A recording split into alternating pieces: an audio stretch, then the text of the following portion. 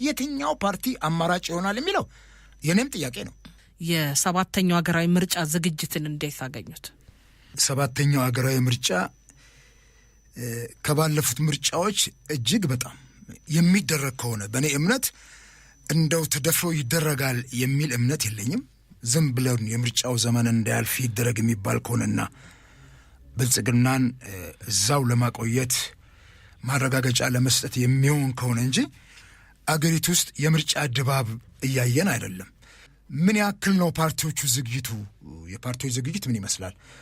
እስከ ሰሞኑ ድረስ ከ3 ከ4 ቀን በፊት ጀምሮ አዳዲስ ፓርቲዎች ወደ መድረኩ እየመጡ ናቸው ያሉት።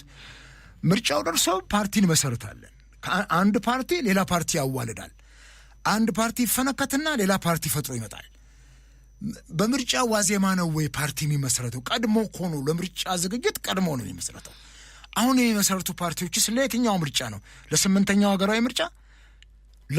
ለዚህኛው ስለማይደርሱ እንደዚህ አይነት የተሳከሩ ጉዳዮች ፓርቲዎች የተረጋጋ ነገር በሌላቸው ቆመው ጸንተው የማያናቸው 5 ዓመት ሙሉ የት እንዳሉ እንኳን ሳይታወቅ ከመራጩ ህዝብ ጋር ምንም ነገር ሳይገናኙ ቆይተው አሁን ላይ አዋራራግፎ ወደ ምርጫ መምጣት ማህበረሰቡም ይታዘበናል። ስማቸውን እንኳን በውል ሳያውቀው ማህበረሰቡ ፕሮግራማቸውን ተዩ፣ ዓላማቸውን ተዩ፣ ስማቸውን እንኳን በውል ሳይለየው የትኛውን ማህበረሰብ ክፍል እንደሚወክሉ እንኳን ሳያውቅ ነው ፓርቲዎቹ ለውድድር የመጡትና በዚህ አይነት ሁኔታ ውስጥ 5 ዓመቱን ሙሉ ብልጽግና በራሱ መንግስት ሆኖ እሱ ብቻውን መንግስት ሆኖ ባለበት ሁኔታ እንደፈለገ ባገኛቸው አጋጣሚዎች ሁሉ የመንግስትን ስራዎች ጭምር ለፓርቲ ቀስቀሳ በሚያውልበት ሁኔታ እንዴት ሆነው ነው እነኚህ ፓርቲዎች አሁን ከብልጽግና ጋር ተወዳድረው ለውጥ ያመጣሉ ወይም መንግስትን ይቀይራሉ ብለን የምናስበው ወይንም አማራጭ ሆነው ለህዝብ ይቀርባሉ?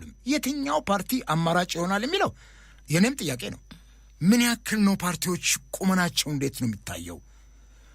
ብልጽግናስ ሌሎች ፓርቲዎች ተገዳዳሪ ሆነው እንዲወጡ በኢትዮጵያ ፖለቲካ ውስጥ ህዝቡ አማራጭ እንዲኖረው ምን ያክል ዝግጁ ነው? ምን ያክል እንደው ራሱን ለዚህ አይነት እንትን አዘጋጅቷል? ለዚህ አይነት ዲሞክራሲያዊ አሰራርና እንግዲህ ምናየው ነው የሚሆነው። ለእርሶ የሚካሄድም ከሆነ ቅድም ያነሳሻቸውና በኋላ የምንወያይባቸው ጉዳዮች አሉ። አስቻይ ሁኔታዎች አሉ ወይ በአገሪቱ ውስጥ ምርጫ ለማድረግ የሚያስችሉ አስቻይ ሁኔታዎች አሉ ወይ ስንል እንግዲህ የምርጫዎቹ ተዋናያን ፓርቲዎች ናቸው። ምርጫ ካለ ፓርቲዎች አሉ። አማራጭ ፓርቲዎች ለህዝብ ቀርበው ህዝቡ ይሄ የተሻለ ነው የሚለው እንደሰለጠነው ዓለም ነው። እኛ ሀገር ላይ በእርግጥ እስከ ዛሬ ድረስ ባሉት በተለይ ከ1966 ለውጥ በኋላ ፓርቲዎች ወደ ፖለቲካው ምህዳር ከመጡ በኋላና የፓርቲ እንቅስቃሴ ከጀመርን በኋላ ባሉት ሂደት ውስጥ ምርጫ እንግዲህ ከ83 ወደዚህ በነበረው ደግሞ የህወሓት መራሹ ኢህአዴግ ዘመን ጀምሮ ፓርቲዎች ወደ እንደ አሸን ፈልተው መጥተው የፖለቲካ ምህዳሩን ሲያጣብቡትም አይተናል። ውድድሮችም ተደርገው አይተናል። እና ብዙ ጊዜ ምሳሌ ተደርገው የሚነሳው የ97ቱ ምርጫ ነው። የ97ቱ ምርጫ ምሳሌ የሚደረገው ምንድን ነው? የህዝቡ ተሳትፎ እጅግ በጣም ከፍተኛ ነበር። ግዙፍ የሆኑ ፓርቲዎች ምሁራንን አቅፈው ወጥተው ነበር። 97 ላይ ምርጫው ተጭበርብሯል የሚል በታሪካችን ለመጀመሪያ ጊዜ ህዝብ የተጭበረበረ ምርጫ ነው ብሎ አደባባይ ወጥተው መስዋዕትነት የተከፈለበት ጭምር። ከዛ በኋላ ግን ምንም አይነት ቅጠል ኮሽ የማይልበት የምርጫ ውጤት ተጭበርብሮ እንኳን ህዝቡ ተስፋ ቆርጦ የተቀመጠበት ሁኔታ ስናይ መቼ ነው እሱ ወደ በምርጫ ፖለቲካ መንግስት ቀይረን ከሰለጠነው ዓለም ጋር የምንቀላቀለው የሚለው ጉዳይ እጅግ በጣም አጠያያቂ ነው። የሚቀጥለው ትውልድ ምናልባት እንግዲህ በዚህ በምርጫ ፖለቲካ መንግስትን የመቀየሩን ተሳክቶልን ወደዛ እንሄድ ይሆናል ብለን ተስፋ እናደርጋለን። ለዛም ትውልድ እርሾ ለመጣል የሚያስችሉ የፓርቲ ፖለቲካን አገር ውስጥ አናይም። አሁን ያሉ ፓርቲዎች ከባለፉት ዘመናት የውድድር ዘመን እየቀጨጩ ነው የመጡት። እየቀነጨሩ ቁልቁል እንደ ካሮት እያደጉ ነው የመጡት። ከፍ ሲሉ አናያቸውም። ወደ ውስጥ እየሰረጉ ሲገቡ ነው የምናየውና ይሄ ደግሞ የፓርቲዎችን መቀጨጭ በዚህ ደረጃ ስናየው የትኛው ፓርቲ ነው አማራጭ ሆኖ ገዢውን ፓርቲ ተገዳድረው ለህዝብ እንደ አማራጭ ማኩረፊያ የሚሆን? አይ ብልጽግና እኮ ካልተመቸኝ ይሄ ፓርቲ አለኝ ብሎ ህዝቡ መቼ ነው ተስፋ የሚያደርገው? መቼ ነው እሱ የሚኩራራው የሚለው ነገር ከፓርቲዎች ቁመና አንጻር መለካት መቻል አለበት። የአንድ ሀገር ዲሞክራሲያዊ ምርጫ የሚለካው በፓርቲ ብዛት አይደለም። ጠንካራ ሆኖ የሚወጡ ፓርቲዎች በፖለቲካው ምህዳር ላይ ሲኖሩ ነው እንጂ 130 ፓርቲ ስለተደረደረ የፖለቲካ ምህዳሩ ሰፊ ነው፣ የፓርቲ ፖለቲካው ተመቸ ነው ማለት አይቻልም። ከዚህም በዘለለ የታለ የፖለቲካ ምህዳሩ? ፓርቲዎች አሁን ወደ ህዝብ መድረስ ይችላሉ። ሰሞኑን ነው የኮንቶማ ህዝቦች ዲሞክራሲያዊ ፓርቲ አዲስ የተቋቋመ ፓርቲ ነው። ማዕከላዊ ኢትዮጵያ ውስጥ ወደ ቡታጅራ አካባቢ ይመስለኛል የደንጣ ህዝቦች ዲሞክራሲያዊ ፓርቲ የሚል አዲስ አሁን ሰሞኑን ማዕከላዊ ኢትዮጵያ ሀዲያ ዞን እንደዚህ አይነት ፓርቲዎች እንኳን ጉባኤ ማድረግ አልቻሉም። የመስራች ጉባኤያቸውን ተፈቅዶላቸው ፓርቲዎች በየአዳራሹ ተገኝተው ህዝባቸውን ማግኘት የሚችሉበት እንትን የለም። እነኚህ ነገሮች አሁንም ይሄ ችግር ባለበት ምርጫ ቦርድ ላይሰንሱን ቅድመ እውቅናውን ይሰጥሻል። ከዛ በኋላ የመስራች ጉባኤ ለማድረግ ስትሄጂ የብልጽግና ካድሬ በፍጹም አይፈቅድምም፣ ይከለክላልም፣ ሲፈልግም ያስራል። ይሄ ምቹ ሁኔታ በሌለበት ፓርቲዎች እንዴት ተንቀሳቅሰው ይቀሰቅሳሉ የሚለውን በስድስተኛው ሀገራዊ ምርጫ ቅድም እንዳልሽው የነበርኩበት በወቅቱ በአመራርነት የነበርኩበት ኢዜማ የስድስተኛውን አገራዊ ምርጫ ወደ 90 ምናምን ገጽ በሚሆን እንትን ተንትኖት ነበር ያለውን ተግዳሮት እና ይሄን ተግዳሮት ስታስቢው በጣም የሚገርም ነው። አሁን ለዚህ ፕሮግራም ሲፈትሸው ያን ሰነድ የተወሰነችዋን ፓርቲዎች የሚገርም ነው በጣምና ይሄንን ትንተና ሌሎች ፓርቲዎችን ቢያገኙትና በደንብ ቢያዩት ኖሮ ከመጀመሪያው ጀምሮ በደንብ ራሱ ኢዜማም ጭምር አሁን ነው እንግዲህ ኢዜማም ይሄን ዶክመንት አዋራውን አራግፎ በራሱ ዌብሳይትና በራሱ የፌስቡክ ገጽ እየለቀቀው ነው ያለው። ምን ይመስል ነበር ብልጽግና ያሳደረው እጅግ የከፋ አሉታዊ ተጽዕኖ ምን ይመስል ነበር የሚለውን ነገር አውጥቷል። ይሄ አሁን አልነበረም መውጣት የሚገባው። ከመጀመሪያው ጀምሮ ህዝቡ ከወዲሁ እንዲጠነቀቅ፣ ፓርቲዎች ከወዲሁ እንዲጠነቀቁ ጥሩ ሰነድ ነው የተሰራው። በሰነድ ስራ ኢዜማ አይታማም። ከዚህ አንጻር እነኚህ ችግሮች የት ድረስ ያስኬዱናል? አሁን በዚህ ሀገራዊ ምርጫ የፖለቲካ ምህዳሩን የምናየው ነው። የሚደረገውስ ምርጫ ምን ያክል ተአማኒና ተቀባይነት ይኖረዋል? ምን አይነት ግልጽነት ይኖረዋል? እሱ አጠያያቂ ነው። የህዝቡ ስሜት ምን ይመስላል? በኋላ እንመጣበታል።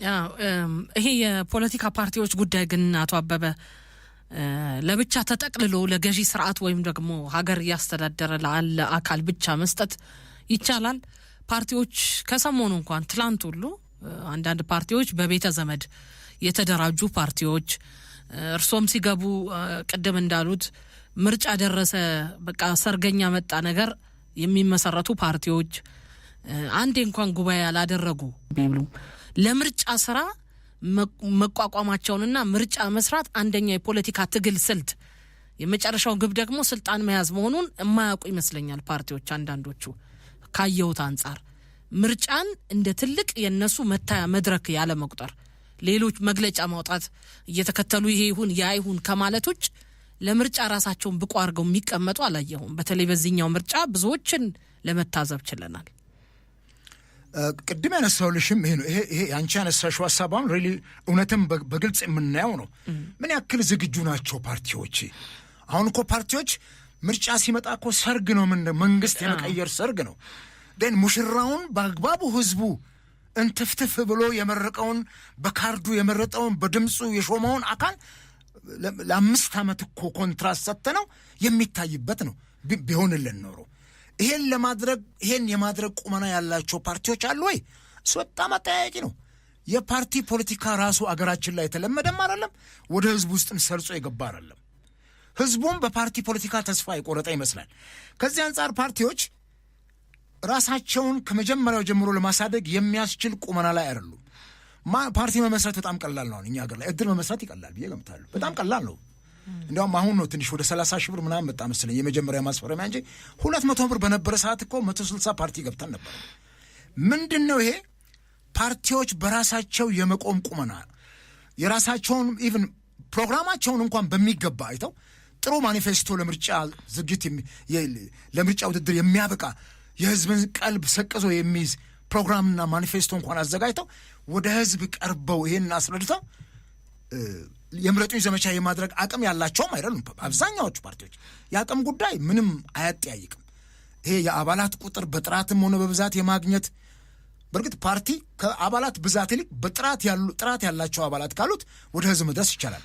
ይሄን ማድረግ የሚችል ምሁራኑ ከፓርቲ ፖለቲካ የሸሹበት ማንም ተነስቶ የፓርቲ ፖለቲካ ላይ አመራር የሚሆንበት እንደፈለገ የሚፈነጭበትና ምሁራኑን የማያሳትፍ ምሁራኑም ከኢትዮጵያ ፖለቲካ ራሳቸውን ያራቁበት በዚህ ሁኔታ ውስጥ የቀነጨሩ ፓርቲዎች ዘመን ተሻግረው በመጡ ቁጥር ከማደግ ይልቅ አቀንጭራ ያጠቃቸው ፓርቲዎች ዛሬ የኢትዮጵያ ፖለቲካ ምህዳር ላይ ተገኝተው የገዢውን ፓርቲ ከማጀብ በዘለለ ባለፉት 30 ዓመታትም በህወሓት ዘመንም ያየነው ነውና ሌላ ምንም አማራጭ ነው የሚቀሩበት ሁኔታ የለምና ይህንን በዚህ መልኩ በእርግጥ ምርጫ ካለ የፖለቲካ ፓርቲዎች መኖር አለባቸው፣ ህገ መንግስታዊ መብታቸው ነው። ነገር ግን እስከ መቼ ድረስ ነው እንደዚህ በቀነጨረ ሁኔታ በየ5 ዓመቱ ምርጫ እናደርጋለን እያል እስከ መቼ ነው የምንጓዘው?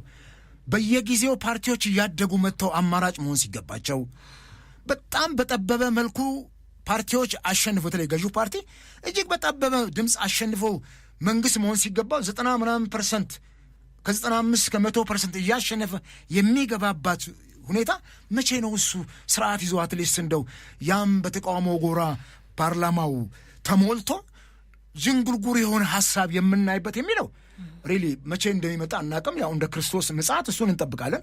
ነገር ግን ከዓለማችን ስልጣኔና የዓለም የፖለቲካ እንቅስቃሴ አንጻር ተወደደም ጠላ ግሎባል ወርልድ ላይ ነው ያለነውና ዓለም አቀፍ እንትኑ ተጽዕኖ ያሳድርብናል። ምናልባት ነገ ምርጫውን ዓለም አቀፍ ታዛቢዎችም ላይቀበሉ ይችላሉ። ዓለም አቀፍ እንትኑም ነው ይሄ ልክ ያደለ ምርጫ ነው የሚል ጥያቄ ላይነሱ ይችላሉና ያም ቢሆን ፓርቲዎች ያስፈልጋሉ። በፖለቲካ ውስጥ ምንም ጥርጥር የለውም። ስልጣን ለመያዝ ብቻ አይደለም። ተቃዋሚ ፓርቲዎች አማራጭ ሀሳብ ኑሯቸው በህዝቡ ውስጥ ስር ሰደው ሄደው አማራጭ ፖሊሲዎቻቸውን ህዝብ ወዶ ሲመርጣቸው መንግስት ይሆናሉ። ከዛ ውጭ ግን መንግስት ባይሆኑም ስልጣን ላይ ያለው ፓርቲ መንግስትን መስርቶ በሚያደርገው እንቅስቃሴ ውስጥ ጉብጠትን እያረቁ ህጸጹን እየነቀሱ አውተው ለህዝብ የተሻለ መንግስት ሆኖ እንዲቀርብም በሚገባ እያጋለጡት ሊያቃኑት ይችላሉ። ይሄ የተቃውሞ ጎራ ምክንያቱም ፈረስ እንኳን ልጓም አለው፣ መኪና እንኳን ፍሬን አለው። ስለዚህ ፍሬን ያስፈልገዋል መንግስትም። የመንግስት ፍሬን ደግሞ እነኚህ ተቀናቃኝ ተቃዋሚ ፓርቲዎች ናቸው። የመንግስትን ህጸጽ እየነቀሱ ልክ አይደለህም እያሉ እያጋለጡት ህዝቡን በአግባቡ ይመራ ዘንድ ሀገርን በአግባቡ ይመራ ዘንድ እነሱ ናቸው አስቻይ ሁኔታን የሚፈጥሩለትና እነኚህም ፓርቲዎች አጠናክሮ መውጣት ለገዢውን ፓርቲ ጠቅመዋል። ነገር ግን ዝም ብሎ እሱ በየ5 ዓመቱ እንዲገባ መንግስት እንዲሆን እንዲያጅቡት ብቻ የሚፈልግ ከሆነ የት ነው ያለው ዲሞክራሲው? ወጥተው ታች ሄደው ህዝቡ ጋር ደርሰው ከህዝቡ ጋር ተወያይተው ህዝቡን አንቅተው በደንብ እንዲመርጣቸው መቀስቀስ ካልቻሉ የቱ ጋር ነው ችግሩ? ቅድም እኮ አልኩሽ ኢዜማ በገመገመው እንትን ውስጥ በ6ኛው ሀገራዊ ምርጫ አንደኛው ተግዳሮት የብልጽግና ፓርቲ ነበር። ዋነኛው ተግዳሮት እንዲያውም ምንድን ነው የሚለው የካድሬ መንጋ በመራጩ ህዝብ ውስጥ በማሰማራት ማስፈራራት ይላል። የካድሬ መንጋ ብሎ ነው የገለጸው። የብልጽግና ካድሬዎች ያውም ገና እኮ ብልጽግና ወደ ፓርቲነት መምጣቱ ነው የዛን ጊዜ። ይሄንን ስናስብ ምንድን ነው እሱ እዛ ያን ያክል ካድሬው በመንጋ ገብቶ ህዝቡን ስቃዩን ሲያበላው የነበረው ያየነው ነው በምርጫ ቅስቀሳ ላይና ከዚህ ተሻሽሏል አሁን ያለው ብልጽግና ከዚህ የተለየ ነገር አለ ወይ ቢባል እንዲያውም ብሶበታል። የበለጠ ነገር ደግሞ ከዚህ በከፋ መልኩ ያለውን ኢንተርፌረንስ በደንብ በዚህ ዓመት ምርጫ እናየዋለን። ይህንን ስናስብ ተፎካካሪ ፓርቲዎች እንቅስቃሴን መክታት ወደ መራጩ ህዝብ ሄዶ ፓርቲዎች እንዳይቀሰቁስ የማድረጉ ትልቅ ተጽዕኖ ነበረው። ይሄ የፖለቲካ ፓርቲዎች ሎክ ተደርጎባቸዋል በሩ። ዛሬም እንደተደረገ ነው ያለው። ቅድም እንደነገርኩሽ አዳዲስ ፓርቲዎች ጉባኤ እንኳን እንዳያደርጉ የተከለከሉበት በተፎካካሪ እጩ አባላት ደጋፊዎችና ታዛቢዎች ላይ ከፍተኛ ተጽዕኖ የማሳደር የማሳደድ እጩዎችን የማስፈራራት እስከ መግደል መድረስ ነው የሚለው ይሄ ዶክመንት፣ እስከ መግደል። እንዲያውም የኢዜማ ዶክመንት የሚያነሳው ታሰማን ነው ህዳር 7 ምሽት ላይ 2013 ደብረ ዘይት ላይ የተገደለውን የፓርቲው አመራር ነው አንስተው ግርማ ሞገስን መምህር ግርማ ሞገስን ነገ ቅስቀሳ ልንጀምር እንደ ዛሬ ማታ ነው የተገደለው በጥይት ተደብድቦ። ይሄንን ያነሳ እስከ መግደል ድረስ ግን የፍርሃት ቆፈን በህዝቡ ላይም በፓርቲዎች ላይም የሀገርና የመንግስት ጉዳዮችን ለብልጽግና ፓርቲ የምርጫ ቅስቀሳ መጠቀም ሲምፕሊ አሁን የህዳሴው ግድብ ዶክተር አብይ አይደለም የሚያስጀምሩት ወይም ብልጽግና አይደለም የሚያስጀምሩት፣ የቀድሞ ጠቅላይ ሚኒስትር መለስ ዜናዊ ናቸው። ከዛም በፊት የቀዳማዊ ኃይለ ሥላሴ አሻራ አለበት። ይሄንን ልማት የመንግስትን የልማት ፕሮጀክት ለንትን መዋል ለምርጫ ቅስቀሳ ከኢህአዴግ የቅስቀሳ ቢልቦርዶች ጀርባ የህዳሴውን ግድብ ማሳየት በፍጹም በመንግስት ደረጃ የሚሰሩ እነኝን ትልልቅ ግንባታዎችን ግዙፍ ግንባታዎችን ለአንድ ፓርቲ የቅስቀሳ እንትን መጠቀም ተገቢ አይደለም። ምክንያቱም ፓርቲዎቹ እኮ ያልፋሉ። ስንት ፓርቲ ተቃይሮ ገዛ ከዛ በኋላ ከህዳሴው ግድብ መጀመር በኋላ ይሄን ግምት ስናስገባ የየትኛውም ፓርቲ አሻራ አይደለም። ፓርቲዎቹ እንደ ማንኛውም የኢትዮጵያ ህዝብ አካል እዚህ ውስጥ አሻራቸውን ሊያኖሩ ይችላሉና ይህን በግልጽ ማየት ተገቢ ነው የሚሆነው። ሌላው ፓርቲዎች ምን አቅም አላቸው? ኢኮኖሚካሊ ለምርጫ እኮ ቅስቀሳ ገንዘብ ያስፈልጋል፣ አቅም ያስፈልጋል። ዛሬ አንድ ደስታ ወረቀት ከ1,000 ምናምን ብር በላይ ነው። ፍላየርስ እንኳን ለመበተን በየህዝቡ ውስጥ ገብተው ፓርቲዎች አቅም አላቸው ወይ? ነገር ግን ብልጽግናን ስናየው ምን ያክል የገዘፈ ከ3 ቢሊዮን ብር በላይ ነው ያንቀሳቀሰው አይተናል። በመንግስት በጀት እንዴት አድርገው እንድትጠቀምበት ከቁሳቁሱ ጀምሮ እስከ ገንዘብ ድረስ ግብር ከፋዮች አስጨንቀው ያስከፈሏቸው ይሄ የኢዜማ ሰነድ በሚገባ በህገ ወጥ መንገድ ሀብት እንደሰበሰበ በደንብ ነው የሚናገረው። ቀጥታና ቀጥታ ባልሆነ መንገድ ማስፈራራት ጭምር ከዜጎች ላይ ከግብር ከፋዮች ላይ ከፍተኛ ገንዘብ እንደሰበሰበ በደንብ ነው እንትኑ የሚያስቀምጠው። ይህን ስናይ ከዚህ ግዙፍ የሆነ ኢኮኖሚ ከመንግስት በጀት ወስዶ ከግብር ከፋዩ ማህበረሰብ ወስዶ ከጥቃቅንና አነስተኛ አደረጃጀት ውስጥ ወስዶ ይህንን ያደረገ አካል ጋር ነው ዛሬም ውድድር የምናደርገውና ፓርቲዎች ደግሞ ካዝናቸውን ስናይ ምርጫ ቦርድ በአመት አንዴ በሺዎች የሚቆጠር ነው እንዲያውም በዚህ የሰጠው። ባለፉት ዘመናት በሚሊዮን ይሰጥ ነበር፣ 2-3 ሚሊዮን ነበር ለፓርቲዎች የሚመጀተው። አሁን ግን በዚህ ዓመት በጀት 2017 በጀት ባለፈው ዓመት ከ700,000 ብር በላይ ለሀገር አቀፍ ፓርቲዎች አልሰጠም። ለክልል ፓርቲዎች 400,000 ብር ነው። የት ነው የሚያደርሳቸው? ዛሬ ቢሮዎቻቸውን መቋቋም ቅታቸው በጣም በርካታ ፓርቲዎች ቢሮ ዘግተዋል። ኢቭን ዋና ጽሕፈት ቤት እንኳን የላቸውም ብዙዎቹ ፓርቲዎች። ይህን ስናስብ የረባ ቢሮ ተከራይቶ መንቀሳቀስ ያልቻለ ፓርቲ በዚህ ምርጫ ውቅያኖስ በሆነ ምርጫ ውስጥ ገብቶ እንዴት ሆኖ ነው የህዝብ አማራጭ ሆኖ የሚወጣ የሚለው ነገር እነኚህ ባለፈው ዓመት እነኚህ ኢዜማ የሰራቸው የምርጫ ዳሰሳ በደንብ ሊታይ ይገባ ነበር። ፓርቲዎች ትብብር ቢኖራቸው ኖሮ ምን ያክል በዚህ አይነት ዳሰሳ ላይ ተንተርሰው 7ኛው ሀገራዊ ምርጫ ምን መሆን ለማን አቀረበው? ኢዜማ ይሄንን ለይፋ ነው ዝም ብሎ ያደረገው? ኢዜማም ስራ አስፈጻሚ የምርጫ ማኔጅመንት ኮሚቴ ነበረ፣ በፕሮፌሰር ብርሃኑ ይመራ ነበር። ያ ማኔጅመንት ኮሚቴ ጥሩ አድርጎ አጥንቶ አመጣው። ስራ አስፈጻሚ ያወቀው፣ ከዛ የተወሰነ ነገር በሚዲያ ተነገረ። ይሄንን ግን ሌሎች ፓርቲዎችም እንዲያውቁት የፖለቲካ ምህዳር ብልጽግናም ራሱ እንዲያውቀው ተደርጎ ይሄንን ስንታገል መቆየት ነበረብን። የሚቀጥለው ምርጫ እስኪመጣ ድረስ ይሄን ሰነድ ሼልፍ ላይ ከማስቀመጥ በደንብ አድርጎ ብልጽግና መታገል። ባለፈው ዓመት በነበረው ምርጫ ይሄን አድርጋል፣ ይሄን አድርገህ ነው ስልጣን ላይ የወጣው፣ ተጽዕኖ ፈጥረብን፣ የሚቀጥለው ምርጫ ግን እንታገላለን ተብሎ በግልጽ ወጥቶ ትግል መደረግ ነበረበት። ዝም ተብሎ ታለፈ። ያው እንደምታውቂው ብልጽግናም ማራ ስላሰ አብሮ መስራት በሚለው ይሄን አንስቶ መውቀስ። እንዲያውም ሰሞኑን የኢዜማ ህዝብ ግንኙነት የፌስቡክ ገጽ እያወጣ እነኝህን ሀሳቦች ሲገልጻቸው ገርቦኛል። በጣም ጥሩ ድፍረት ነው ብያለሁኝና ግን እሱም ብዙ አልቀጠለም፣ አቁመውታልና ሰነዱን ብንመረምረው እኮ የተፈጠረው ነገር በጣም የሚገርም ነው በጣም። እና እንግዲህ ብልጽግና በተቋቋመ 1-2 ዓመት ውስጥ ያኛው ምርጫ ለማሸነፍ በዚህ ደረጃ ከሰራ አሁን ደግሞ ለ7 ዓመት እግሩን ተክሎ ባቆመበት ስልጣኑን ላለመልቀቅ ምን ያክል ዋጋ እንደሚከፍል ማየት ይቻላል። ግን ፓርቲዎች ይህንን ሌሎች ፓርቲዎችንም ጠይቅ ነበርና አጥጋቢ ምላሽ ያላገኘውበትም። አቶ አበበ ሁሌ ምርጫ ሲባል በኢትዮጵያ ካለው ገዢ ኃይል ጋር ወይም ከገዢ ፓርቲ ከሚባለው ጋር ብቻ መታገልን መፎካከርን የሚያስቡ ፓርቲዎች የበዙ ይመስላል። እርስ በርስ ወደ ጎን ወደ ላይና ወደ ታችም ተፎካካሪ መሆናቸውን አያስቡትም። አንድ የጋራ ጠላት እንዳላቸው ነው የሚያስቡትና እርስ በርስ ላለመፎካከራቸው እርስ በርስ ደግሞ በምርጫ ሜዳ ላይ ተጋጣሚ መሆናቸውን አለማስተዋላቸው ይመስላል። አንድ ኃይል ጋር ብቻ ነው ትኩረት አድርገው የሚሰሩትና ወደ አንድ አቅጣጫ ሲያዩ በጋራ መቀናጀትም የለም፣ ፉክክሬ ከጎኔ ካለው ጋር ነው ባይነት የለም። ስለዚህ ያኛው ኃይል ደግሞ ጠንክሮ ይጠብቃልና ፓርቲዎች በአጠቃላይ ኢትዮጵያ ውስጥ ድጋሚ ክለሳ መደረግ ያለበት አስተሳሰብ ያላቸው ይመስለኛል። እሱ ላይም ሀሳብ ይሰጡኛል። በሌላ መልኩ ቀደም ሲል ጣል አድርገው በደንብ አልገቡበትም። ምርጫው ከተደረገ ብለዋል። ምርጫው ደግሞ እንደሚደረግ ሂደቶቹ እያመላከቱን የምርጫ ቦርድ ፍጥነት ያለው ስራ እየሰራ ነው። እስካሁን ምንም የተገለጸ ነገር የለም። ምርጫው ላለመደረጉ ማሳያዎችም የሉም። እርሶ ይሄንን ያሉት ከምን ተነስተው ነው? ከዚህ ቀደም ምርጫ ቦርድ ባደረገው ውይይት ላይም ተሳትፈዋል እና እዛ ላይ የፓርቲዎች አዝማሚያ ነበረ። ይሄንን ሀሳብ አንስተው ነበር።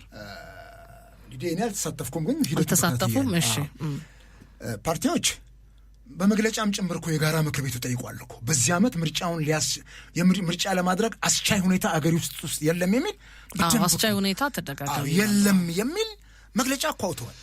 አንደኛ የራሳቸውንም ቁመናና በኢትዮጵያ ውስጥ ተንቀሳቅሰው የፓርቲያቸውን ዓላማ ወደ ህዝቡ ስለማስረጽ ችግር እንዳለ እኮ ገልጸው ነው ይህንን ያሉት መንግስት ስላልተቀበለ እንጂ። ስድስተኛው ሀገራዊ ምርጫ ከ2012 ወደ 2013 እኮ የተሻገረው በወቅቱ የነበረው ኮቪድ ምክንያት ሆኖ በዛ ደረጃ ላይ የህግ ትርጉም ተሰጥቶት የህገ መንግስት ትርጉም ተሰጥቶ ነው እንዲሻገር የተደረገው። በዛን ሰዓት ምናልባት ብልጽግናም ራሱ ስልጣን የመረከብ አቅሙ ወይም ሬዲም አልነበረም ለዚህ ደረጃ ፓርቲው ገና ድክ ድክ እያለም ስለነበር ምናልባት ሁለት እግሩን እስኪያቆም ድረስ ብልጽግና የዛን ጊዜ መግዣም ተፈልጎ ነው ተብሎ በርካታ አስጨናቂ ጉዳዮች ነበሩ። እንዲያውም አንዳንድ ፖለቲከኞች ከመስከረም 25 በኋላ መንግስት የለም ወደሚል ደረጃ ሄደው ከፍተኛ ሙቭመንት ነበረ። ነገር ግን ያን ዘመን ያለፍንበት ሁኔታ አለ፣ አስቻይ ሁኔታ የለም፣ ኮቪድም አለ የሚል። አሁን ደግሞ ሀገሪቱ ውስጥ ካሉት ዘርፈ ብዙ ችግሮች አንጻር አስቻይ ሁኔታ የለም ብለው ካሉ ፓርቲዎች ብልጽግና ኖ ይሄ ይደረጋል፣ መደረግ ያለበት ጉዳይ ነው፣ አይታለፍም፣ ይሄንን አልገመገመውም መንግስት ወይም ብልጽግና ፓርቲ ይሄንን ማየት አልፈለገም። ከዚህ አንጻር ለዚህ ነው እኔ አለ ወይ አሁን ቅድም እንደነገርኩሽ ስድስተኛው ሀገራዊ ምርጫ ከህዳር 8 ጀምሮ ወደ ስራ ተገብቷል። ሌላው ነገር ሁሉ እኮ አልቆ ነው ወደ ቅስቀሳ ተገብቷል። ወደ ምረጡኝ ህዝቡ እንዲወዳደር ማነው እንዲመዘገብ ይሄንን እየተደረገ በነበረበት ሰዓት ዛሬ እኮ ጥር ላይ ነው ያለ ነው። መቼ ነው ወደዚህ የምንገባው? አሁን ህዳር 30 ነው የእጩዎች ዛሬ ተቃዋሚ ፓርቲዎች እጩ የማግኘት እንትናቸው ራሱ በጣም ጨልመው ጥር 30 ድረስ እጩ የማግኘት ጭምር በቃ ምን ያክል ከፖለቲካው ምህዳር ህዝቡ እየራቀ ምሁራኑ እየራቀ እንደሆነ የምታየው የዘንድሮ ምርጫ ስታዘብ ነው፣ ኦብዘርቭ ሳደርግ ነው። እጩ የሚሆኑ አባላትን እንኳን ማግኘት አልተቻለም። ደፍረው እጩ የሚሆኑም አባላትን ማግኘት በጣም አስቸጋሪ ሆኖባቸዋል። ይሄ ምንድን ነው? ከተስፋ ከመቁረጥ የተነሳ ፓርቲዎች እየቀጩ መምጣታቸው፣ በአባላት ድርቅ መመታታቸው እንኳን እጩ የሚሆን አመራር የሚሆን እስከሚያጡ ድረስ መናገር አልፈልግም። ፓርቲዎቹ አመራር የሚሆኑ እውነት ነው የምነግርሽ የት ይደርሳሉ የተባሉ ፓርቲዎች አመራር የሚሆን ሰው እስከሚያጡ ድረስ በአባላት ድርቅ ተመትተዋልና ይሄ ባለበት ሁኔታ ሁለተኛ ሰው ከገዢው ፓርቲ ጋር በዚህ ደረጃ መገዳደር ከካድሬዎቹ ጋር አስጨናቂ ሆኖ ስለታየው የሚደርሰውን ተጽዕኖ በቅርበት ስለሚያውቅ ፓርቲዎች እጩም እስከ ማጣት ደርሰዋል። ከዚህ አንጻር ነው አስቻይ ሁኔታ በሌለ በኋላ እንመጣባቸዋለን። ስለ ሰላሙ ማንስተሻል እሱም አንድ አስጨናቂ ነገር ነው። ምርጫ እንኳን ችግር ያለባትን አገር ጤናማ አገር እኮ ሊያፈርስ ይችላል። ጤናማ አገር እያየን ነው እኮ በጎረቤታችን ኬንያ ምርጫ እንኳን ስንት ሰዎች አልቀውበታል። ይሄን ስለማስተውሉና ዝግጅቱም ይሄን ያክል ተጠናክሮ የሚቀጥል ወይም ምርጫ የምታደርግ አገር አትመስልም። በዚህ ድባቡ ያለው ኢንቫይሮንመንት ምርጫ የምታደርግ አገር ያለች አይመስልም። ምክንያቱም ምርጫ መንግስት መቀየር ለምንድን ነው እሱ የራሳችን ምርጫ እዚህ ጋር እንደ በረዶ ቀዝቅዞ የና አሜሪካንን ምርጫ እኮ ዓለም ሁሉ ጆሮውን እኮ አቁሙ ቀስሮ ያዳምጥን ይላል። ኢትዮጵያውያንም እኮ መሆን ወደ የና አሜሪካን ምርጫ ሲመጣ እኮ ትኩረታችን ሁሉ እዛ ነው። ማይሆን ፕሬዚዳንት የሚሆነው የኛ ሀገር ህዝብ የአሜሪካንን የሩብ ያክል እንኳን ምርጫ ህዝቡ በጉጉት አይጠብቅምና ይሄ ምንድነው ተስፋ ከመቁረጥ የሚመነጭ ነውና ከዚህ አንጻር ነው ምንም ቅድም እኮ አልኩሽ በሰርግ ሰሞን ላይ ይሸታል ዶሮ የማምዬ ጓሮ ይሸታል ጠጅ የማምዬ ደጅ እያል የዘፈነው ዘፈን ወይም የሚዘፈነው ዘፈን ዛሬ ብዙ አይታይምና እንዲሁ ዝም ብሎ ተሽሎክልኮ የሚሄድ ምርጫ በቀዝቃዛው አለሳልሶ ሄዶ ስልጣን ላይ ያለው መንግስት ለማጽናት ካልሆነ በስተቀር የምርጫ ድባብ ፓርቲዎች ጋር ያለው የተሟሟቀ ህዝብን ለማነሳሳት የሚደረገው ጥረት በጣም ደካማ ነው። በስድስተኛው ሀገር አቀፍ ምርጫ ኢዜማ ውስጥ ሆነን ስንመራ እኮ እኛ ምረጡን አይደለም ስንቀሰቀስ የነበረው ይኸውልሽ በዚህ በጋጋኖ ድምፄ የመኪና አናት ላይ እየወጣሁኝ በየከተማው ጮክ ያለው ህዝቡን ውጡና ተመዝገቡ፣ በካርዳችሁ ይሄን መንግስት ማውረድ አለባችሁ፣ ኤክሰርሳይዝ አድርጉ፣ በምርጫ ፖለቲካ መሳተፈን እሱን የሚያዋጣን ብለን እንዲመዘገቡ ነበር በየሚዲያውም ስንቀሰቀስ የነበረው እንጂ ምረጡን ብለን አይደለም። ወይም ጥቃቅና አነስተኛን እንደ ብልጽግና አደራጅተን አልነበረም። ህዝቡን ውጡና ተመዝገቡ። ህዝቡ ለመመዝገብ እንኳን ትልቅ ቅስቀሳ መደረግ ነበረበት። በኋላ የምርጫ ቦርድ እንትን ላይ የእነሱንም እንትን እናያለን። ሌላው ከገዢው ፓርቲ ጋር ብቻ መታገል የሚለው ሁሉም እኮ የስልጣን ሀሳብ ነው ያለው። እኔ ኢትዮጵያ ውስጥ የትኛውን ፓርቲ ተመርጦ ስልጣን ይዞ በዚህ ወቅት ላይ ማየት በጣም አስቸጋሪ ነው፣ አይታሰብም። እውነት ለመናገር እንደው በግልጹ ማለት ለመነጋገር ያለብን አቅም ኖሮት ፓርቲዎች አገር ምራ ተብሎ ቢመረጥ አገር መራለው ወይ የሚለውን እንትን ብታነሽ ነው። ከገዢው ፓርቲም ተጽዕኖ ባሻገር በራሱ ፓርቲዎች ውስጥ ያለውም እንትን ይሄን ያክል ተሻግሮ የሚሄድ እንትን አይደለም ያላቸው አቅም አይደለም ያላቸውና እነኚህ ችግሮች ስላሉ የጎንዮሽ ትግልም ማያውቁ አንዱ የአንዱን እኮ ፕሮግራምና ደንብ ማወቅ ነበረበት። ኢቭን የሚገዳደረውን የገዢውን ፓርቲ ፕሮግራም እንኳንና ማኒፌስቶን እኮ ጠንቆ የሚያውቁ ፓርቲዎች የሉም። የምትፎካከረው አካል የምትቃረኒው አካል አዘጋጅቶ የመጣውን ነገር ማወቅ መቻል እኮ አለብሽ። ይሄን ያክል ቁመና ላይ ያሉ ፓርቲዎች ማግኘት አይቻልም። ፓርቲዎች ውስጥ ያላቸው ማኒፌስቶ ምን ያክል የተጠና ነው? ምን ያክል በምሁራን በዘርፉ ሙያተኞች የተጠና ነው የሚለው የተከለሰስ በየወቅቱ ፍላጎት በየህዝቡ አስተሳሰብ ደረጃ በየጊዜው የተከለሰስ ነው። እሱን እኮ ነው የምልሽ። ባለፈው ምርጫ ኢዜማ ውስጥ በየእንትኑ የተሰራው ማኒፌስቶ ምን ያክል ምሁራን ተሳተፉበት በደንብ አውቃለሁ። የዛሬን አያደርገውና በጣም ትልልቅ ምሁራን ናቸው በእያንዳንዱ ዘርፍ ላይ ማኒፌስቶን የሰሩትም ከፓርቲውም ደንብና ከፓርቲ ፕሮግራም ጋርም የተቀናጀ ስራ የተሰራው። እኔ አንዳንዴ ዶኩሜንቶቹን ሳገላብጥ ምናምን ደስ ይለኛል። እንደዚህ አይነት ስራ ተከልሶ ከዓለማችን ተጨባጭ ሁኔታ አንጻር አሁን አገሪቱ ካለችበት ወቅታዊ ሁኔታ አንጻር በተለይ ከዓለማችን ወቅታዊ ሁኔታ አንጻር ተከልሶ መሰራት የሚገባቸው በርካታ ማኒፌስቶች አሉ። መቼም የዛሬ 6 ዓመቱን ይዞ የሚቀርብ ፓርቲ ካለ የሚገርም ነው በጣም እንዳለ።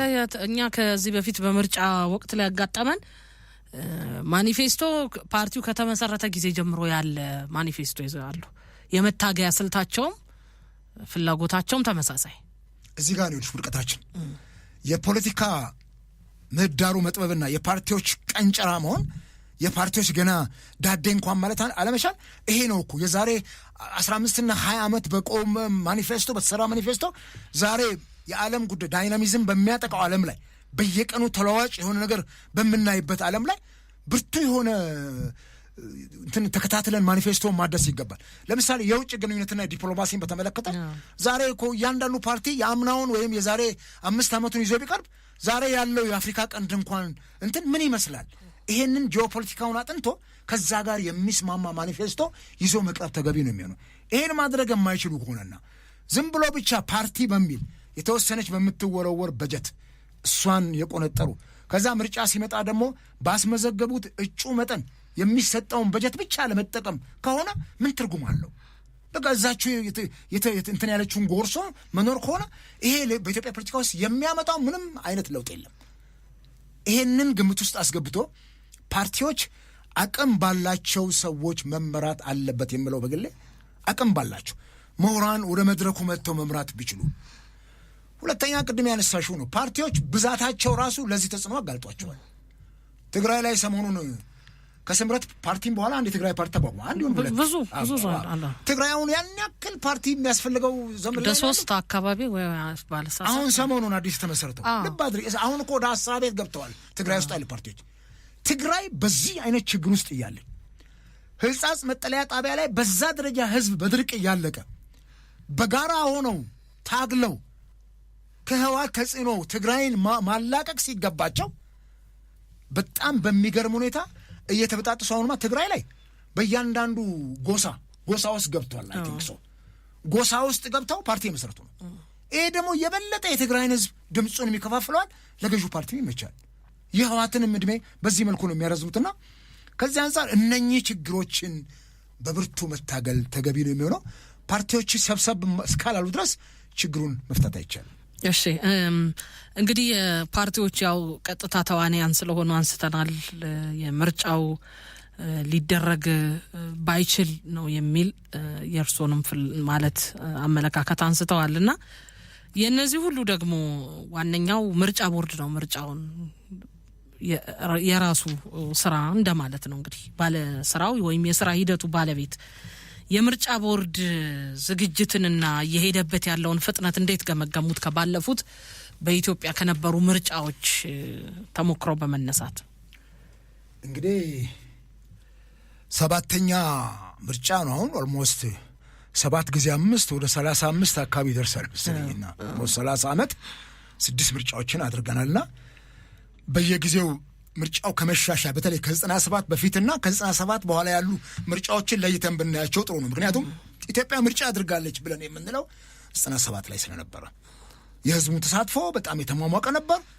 ፓርቲዎቹን በጥንካሬ ምሁራን እየመሯቸው የወጡበት እንደነ ቅንጅትና እንደነ ህብረት የመሳሰሉ ፓርቲዎች እጅግ በጣም ገዝፈው የወጡበትና ከፍተኛ ድምፅ ያመጡበት ቅንጅት ቢሳካና ቢረከቡ ኖሮ አዲስ አበባን ማስተዳደር በሚያስችል ቁመና ላይ ያሸንፉበት ህወሓት ከድንጋጤው የተነሳ እንደዚህ አይነት በክፋት የተሞላ እርምጃ ወስዳ እንጂ ስልጣን ለቃ ለሌሎቹ ማየት የሚገባ ዘመን ላይ ነበረችና የዛን ጊዜ የነበሩት ብሔራዊ ምርጫ ቦርድ በእውነት ገለልተኝነቱም አይታማም። ኢህአዴግም በሰዓቱ በህዝቡ ላይ እምነት ነበረው ይመረጣሉ የሚል ዲሞክራሲውን ሰፋ አድርጎት ነበረ። በኋላ ላይ ነው እንግዲህ አውሬ ሆኖ የወጡት ሲያዩት ጊዜ ለካ ህዝቡ እንደማይወዳቸው በደምብ ተረዱ። ከዛ በኋላ ያለው ምርጫ ታዩስ ምርጫ አይደለም። 100% ያሸነፈበት ጊዜ ነበር። አንድ ሰውም ፓርላማ ውስጥ ተቃዋሚ ሆኖ ሙሉውን ለሙሉ 99.9% እነሱ የሰሩበት ነው።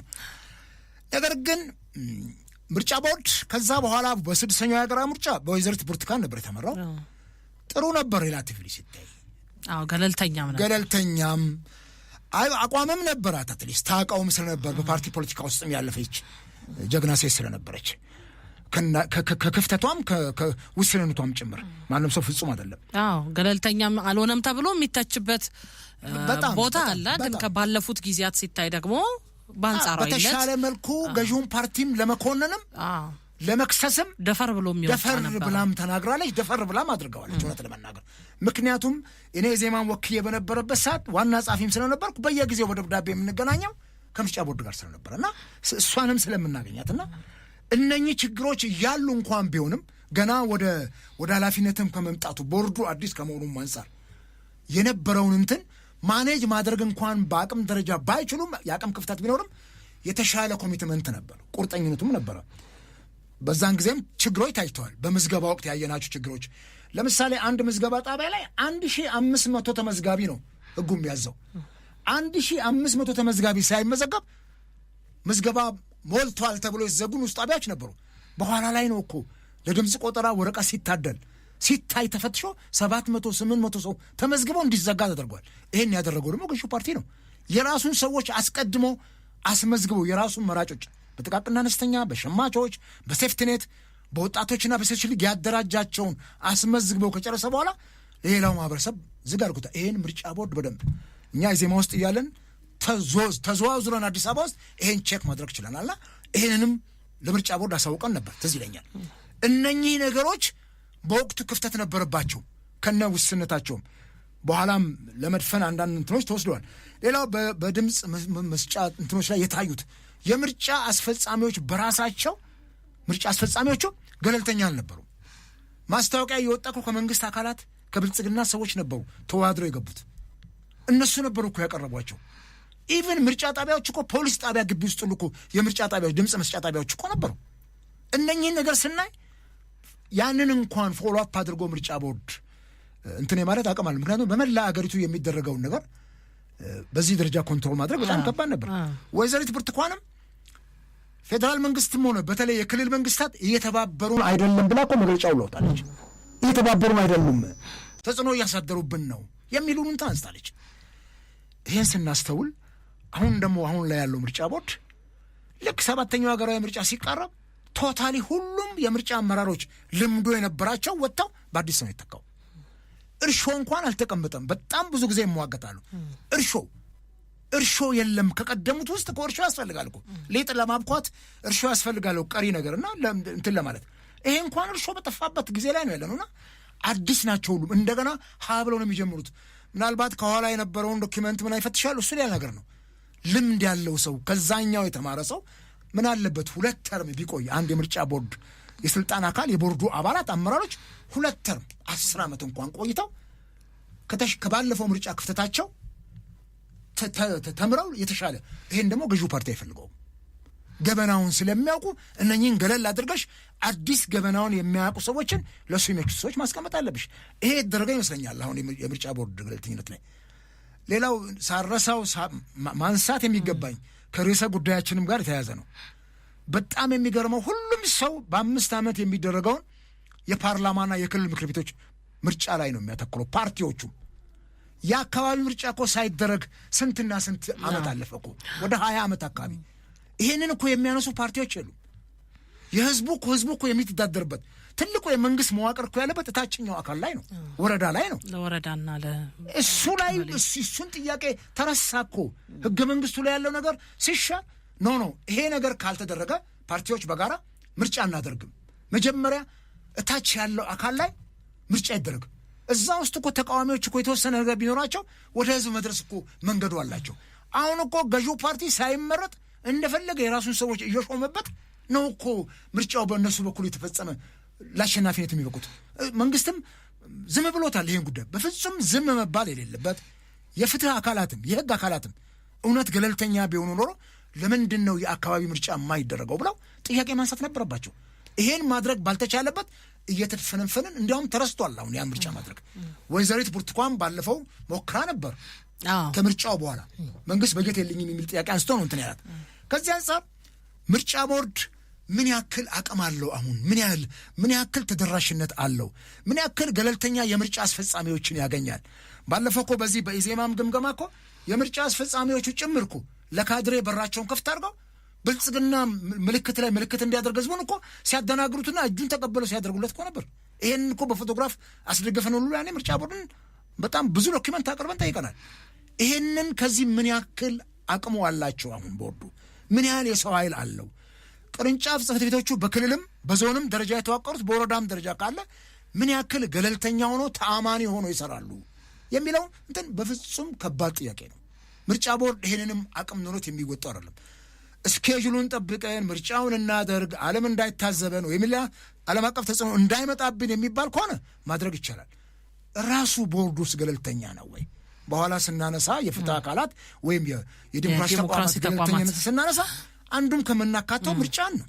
ስለዚህ ምን ያክል ገለልተኛ ነው የሚለውም ጥያቄ ውስጥ የሚገባ ጉዳይ ነው እና እነኚህን ጉዳዮች ስናይ ምርጫ ቦርድ በጣም ብዙ የአቅም ውስንነት አለው፣ እጅግ ከፍተኛ የሆነ ይሄን መድረስ አይችልም የሚል እምነት። ምርጫው መደረጉ ግን ካልቀረ እንደ ከዚህ ቀደሙ ቀደም ብሎ የምርጫ ዝግጅቶቹን ማስጀመር ለምን አልተቻለም የሚል ጥያቄ እርስዎ በውይይት ባይኖርም ከፓርቲዎቹ አልተነሳም ነበር? ውይይት ሲደረግ ሰምተው ከነበረ የአካባቢ ምርጫን በተመለከተ ኧረ ይሄኛውን አሁን ጥር ላይ ለግንቦቱ ዝግጅት መደረጉ ምርጫው በዚህ ዓመት መከናወኑ ተአማኒ ሆኖ ቅቡል ሆኖ ግዴታ ምርጫ መደረግ አለበት ከተባለ ቀድሞ ዝግጅቱ ለምን እንዲጀመር አልተደረገም የሚል ጥያቄ አላነሱም ፓርቲዎች? ይሆን ያነሳሉ፣ በደንብ ነው የሚያነሱት። አሁንም እኮ ጊዜው በጣም አጥሯል የሚል ጥያቄ ያነሱትም ይሄን ሀሳብ ነው። የገዢው ፓርቲን ፍላጎት ነው የምታስፈጽመው። ምርጫ ቦርድም እኮ የገዢውን ፓርቲ መልስ ሰጥቷል። ምርጫ ቦርድ መልስ ሰጥቷቸዋል። በቂ ነው ጊዜው የሚል ነው። ምርጫ ቦርድ በመራኑ ስኬጁል እንሄዳለን ነው የመራኑ ስኬጁል። በዚህን ቀን ጥር ላይ ይህን እናደርጋለን፣ የካቲት ላይ እናደርጋለን፣ መጋቢት ላይ እናደርጋለን፣ ሚያዝያ ላይ፣ ከዛ ግንቦት ላይ በዚህን ቀን ድምፅ ይሰጣል። ይሄንን ነው የሚነግርሽ እንጂ በዚህ ውስጥ መላው አገሪቱን 130 ሺህ ህዝብ ያለበትን መላው አገሪቱን በዚያ ቆዳ ስፋት ከነ ችግሩ ደርሰን ምርጫውን ማስፈጸም እንችላለን የሚለውን አቅሙን እኮ መገምገም የሚገባው ምርጫ ቦርድ ነበር። ሙያተኞች እኮ አሉት። መንግስትም ይሄን ማሰብ መቻል ነበረበት። ፓርቲዎቹማ እኮ ውስን ናቸው። የክልል ፓርቲዎች የወከሉት ማህበረሰብ ጋር ነው ያሉት። አገር አቀፍ ፓርቲዎችንም ብታያቸው ከአዲስ አበባ ውጭ ያላቸው ኮንስቲትዌንሲ በጣም በጣት የሚቆጠር ነው። እንደ ልባቸው ተነስተው ሄደው ማደራጀት የሚችሉበትና መዋጠር የሚችሉበት አቅም የላቸውም። ይሄን ግምት ውስጥ ማስገባት እውነት ምርጫው ለኢትዮጵያ የዲሞክራሲ እድገት ለዲሞክራሲ ግንባታ የሚታሰብ ከሆነ ይሄን ማድረግ የሚችል ታሪካዊ የሆነ መንግስት ሲገጥመን ወደፊት ምናልባት የምርጫ ጀንበር ተወጣ ይሆናል አንድ ቀን። ከዚህ በዘለለ ግን ገዢውን ፓርቲ የራሱን እድሜ ለማርዘም ስለሚሄድ በዚህ መልኩ ያሉትን ነገሮች በሰፋ ያቸው ፓርቲዎችም በደንብ ግራ ወጥተው የተንቀሳቀሱ ሄደው እሱ እንዲጋደሩት አይፈልግም። ይሄ ቢደረግ ኖሮማ ሰፋ ያለ ጊዜ ሰጥቶታል። ለምን ከአምና ጀምሮ ዝግጅት አልተደረገም? 2017 ጀምሮ በደንብ ፓርቲዎችም ቁመናቸው አንትን ብለው ተፎካካሪ ተወዳዳሪ ሆነው እንዲቀርቡ ማድረግ የገዢውን ፓርቲ ኃላፊነት ነበርና የዲሞክራሲ ተቋማትም ቅድም እንዳልሽ ስንመጣ እዛ ላይ እናነሳቸዋል። የራሳቸው ውስንነት ፓርቲዎቹን አቀንጭሯቸዋልና እነኚህ ጉዳዮች የፓርቲ ብቻ አይደለም። ገዢውን ፓርቲ ጤናማ አገር እንድትኖረው ተረጋግቶ አገር መግዛት እንዲችልም እሱ በደንብ አድርጎ የእነኝን የፓርቲዎች እንቅስቃሴ ተጠናክሮ እንዲወጣ ማስቻል ነበረበት የሚል እምነት ነው ያለኝ። ለምርጫው ስኬታማነት ወይም ለአንድ ምርጫ ዲሞክራሲያዊነት የዲሞክራሲ ተቋማት ሚና ከፍተኛ ነው። የፖለቲካ ፓርቲዎች የጠራ አካሄድና ነጻና ገለልተኛ የዲሞክራሲ ተቋማት ተፈላጊ ናቸው። ይሄ ነው እንግዲህ ትልቁ እዚህ ጋር ጨዋታውን አቅጣጫውን የሚቀይረው። ፓርቲዎች አሉ በዚህ ወገን፣ ከዛ ደግሞ የዲሞክራሲ ተቋማት አሉ፣ የፍትህ አካላት፣ እነዚህ ሁሉም ውስጡ የተካተቱት ማለት ነው።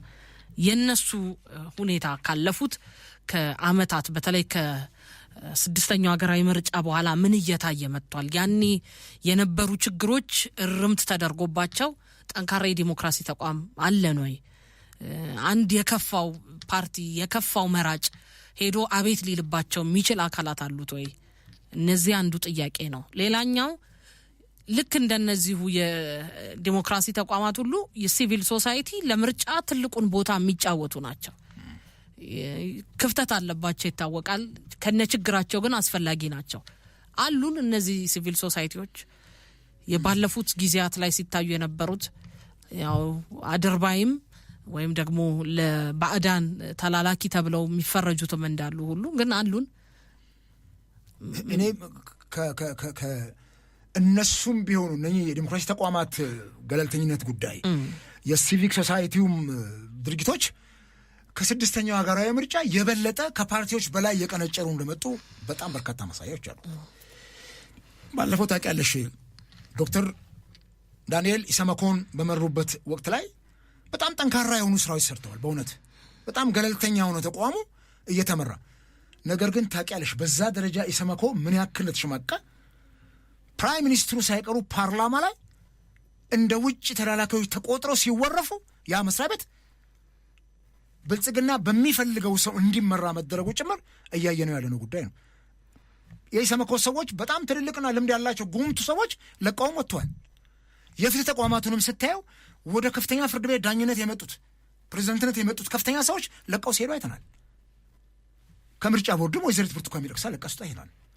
ምንድን ነው እነኛ የዲሞክራሲ ተቋማትና ሲቪክ ሶሳይቲው በምርጫ ውስጥ ያላቸው ተሳትፎ በጣም ከፍተኛ ነው። ከዓለም አቀፍ ተሞክሮዎችም ስንነሳ በዓለም አቀፍ ደረጃ ያሉ ምርጫዎች እንዳይዛቡም እነኚህ የዲሞክራሲ ተቋማትና የሲቪክ ማህበራት ትልቅ ድርሻ አላቸው። መቼም እንደ ምሳሌ እንጥቀሰው፣ ምንም የሰማይና የምድር ያክል ቢራራቅም አሜሪካን ሀገር ላይ ምርጫ ተጭበረበረ ካለ የመጨረሻ ውሳኔ የሚሰጠው የአሜሪካን ፍርድ ቤት ነው። እንደዚህ ገለልተኛ ናቸው። የትኛው ፍርድ ቤት ነው ገለልተኛ? የትኛው የደህንነት ተቋም ነው ገለልተኛ? የትኛው የፖሊስ አካል ነው ገለልተኛ? በምርጫ ውስጥ በጣም በርካታ የምንመለከታቸው ጉዳዮች ስላሉ፣ ስለዚህ እነኚህ የዲሞክራሲ ተቋማት የሚባሉት ምርጫ ቦርድ፣ የሰብአዊ መብት ኮሚሽን፣ የእንባ ጠባቂ ተቋም፣ የፍትህ ተቋማት፣ ፍርድ ቤቶች፣ አቃቤ ሕግ፣ ፖሊስ፣ የደህንነት መስሪያ ቤቱ፣ እነኚህ ተቋማት ገለልተኛ ሆኑ የፓርቲ ገዢዎች በተቀያየሩ ቁጥር የማይቀያየሩ ስቴብል ሆኖ የሚቀጥሉ የማይናወጡ የትኛውም የፖለቲካ አመራር ስልጣን ላይ መጣ እንደኛ አካላት ግን አገርን ብለው ቆመው ፍትህን ብለው ቆመው ዲሞክራሲን ብለው ቆመው የሚቀጥሉ እንዲሆኑ የሚያስችል ደረጃ ላይ አይደለም። ምክንያቱም ራሱ ገዢው ፓርቲ የሚጠቀማቸው እነኚህን የዲሞክራሲ ተቋማት ነው እንደ ትልቅ መሳሪያ አድርጎ እንደ ትልቅ። ስለዚህ እነኚህ የዲሞክራሲ ተቋማት ቶታሊ አሁንማ እኮ በቃ የገዢው ፓርቲ ስማቸውንም እኮ አንሰማም። አንዳንዶቹ የታሉ? የጸረ ሙስና ኮሚሽን ስሙን ሰምተሽ ታውቂያለሽ? ሙስና ይሄን ያክል ተንሰራፍተው አገርን ሲያስለቅስ የታለ? የታለ ያጋለጣቸው? የታለ እርምጃ ያስወሰደባቸው አካላት? እንባ ጠባቂ ተቋም ይሻል ነበር ባለፉት ጊዜያት። የታለ አሁን? የትኛውን የህዝብ እንባ አበሰ? የትኛውን የህዝብ ችግር ተመለከተ? ኢሰመኮንም የምታየው ነው። እነኚህ ነገሮች በጣም በጣም አስቸጋሪ በሆኑበት ሁኔታ ነው ይሄ ምርጫ የሚደረገው። አስቀድመን ባለፉት 5 ዓመታት የዲሞክራሲ ተቋማቱንም በሚገባ ማየት ነበረብን። ባለፈውም በሰራነው ኢዜማ ውስጥ በተሰራው ግምገማ የሲቪክ ማህበራት በጣም በሚገርም ሁኔታ ህብረተሰቡ ወደ ምርጫ እንዲመጣ እንዲመርጥ መብቱን እንዲያውቅ መቀስቀስና ማስተማር ነበረባቸው። ባለፈው ዓመት እኔ ኢዜማ ውስጥ እያለሁ በደንብ ተቀስቅሰው የሚሰራው ህዝቡን ማስተማር መምረጥ እንዴት እንዳለበት ይሄንን የሲቪክ ማህበራት ድርሻ ነው። ይሄን ደግሞ ገዢው ፓርቲ አይፈልገውም። ህብረተሰቡ አየሽ የምርጫ ንቃተ ህሊናው የሚያድግ ከሆነ የሚወስደው እርምጃ ለገዢው ፓርቲ የማይመች ነው የሚሆነው የሚሰሙ ድምፅና ከዚህ አንጻር እነኚህን ተቋማት ሁልጊዜ እኮ ትግል የሚያስፈልገው ያደጉትም ሀገሮች እኮ በዚህ ደረጃ የደረሱት እነኚህን የዴሞክራሲ ተቋማት የሲቪክ ማህበራትን ገለልተኛ አድርገው ማቆማቸው እኮ ነው። መንግስታችን ፍላጎት የለውም እነኚህ አካላት ከሱ ውጪ ከሱ ራዳር ውጪ ወጥተው ገለልተኛ ሆነው የህዝብ ወገናዊ እንዲሆኑ በፍጹም አይፈልግም። ይሄ ቢሆን እኮ እነሱን በገለልተኛ አካል እንዲመሩ ማድረግ ይቻል ነበረ። እነኚህን ጉዳዮች ስንመለከት ማን ሾሞት ነው አንድ የዲሞክራሲ ተቋም ገዢውን ፓርቲ የሚኮነነው ገዢው ፓርቲ ላይ እጁን የሚጠነቁለው? ይሄን አይነት የፍርሃት ቆፈን ውስጥ ስላሉ እነኚህ የዲሞክራሲ ተቋማት ትልቁም ስራ መስራት የሚገባው ለምርጫ ውድድር ብቻ ፓርቲዎችን ማዋራራት መምጣት አይደለም። ኖ የዲሞክራሲ ተቋማት ገለልተኛነትና ግንባታ ላይ ብልጽግና ተገቢውን ስራ መስራት እንዳለበት፣ መንግስት ተገቢውን ስራ መስራት እንዳለበት በደንብ አበክረው ሊታገሉ ይገባቸዋል። እንዲያውም በእነኚህ ጉዳዮች ላይ ፓርቲዎች እኮ የአይዲዮሎጂ ልዩነት ሊኖራቸው ይችላል። የክልል ፓርቲ ከሀገር አቀፍ ፓርቲ ጋር ያለው እንትን በጣም እንደ ሰማይና ምድር የተራራቀ ነው።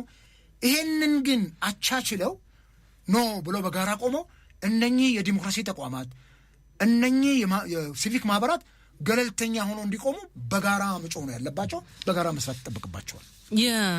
እንግዲህ የኢትዮጵያ ምርጫ ቦርድ አስቻይ ሁኔታዎች ባሉባቸው የሀገሪቱ አካባቢዎች ምርጫውን ለማድረግ እየተዘጋጀ መሆኑ ይታወቃል።